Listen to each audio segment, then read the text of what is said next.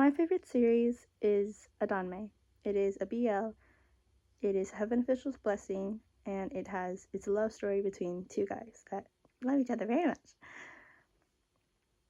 And it's always a weird thing for me to tell people that I read like BL, I guess, because it's either they'll find it really weird and they'll be like, well, why are you into that? You just read smut. Or it'll be people who are in the fandom or in the community and they'll just be like, oh, so you want to read the smut? Or you want to read the smutty pages, the freaky pages? No, I don't. And it's just been something that's been bothering me for the past couple months on how much people just focus on, on the smutty side of things or like relationships in media, I guess. And I guess our society as a whole, but I'll do that in a different video. So, what's the topic again?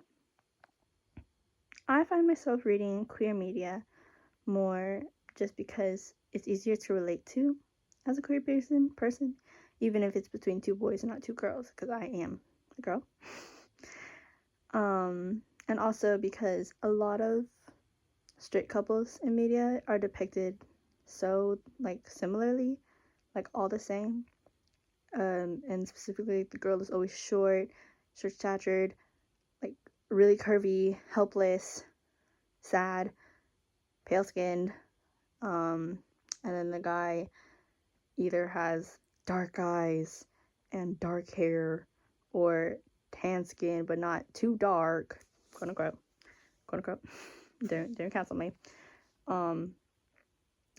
and blonde hair, and then he's super muscular, so he's like a rebel. If you know which webtoon I'm talking about, you know which webtoon I'm talking about. And so that, like, irks me. And I'm not saying that BLGL never does that. They do. But it's easier to find, I guess, question mark? At least for me. Anyway, so I'm getting off track. But, so those are my reasons for reading more queer media than the straight ones. But, like, it kind of, does it piss me off?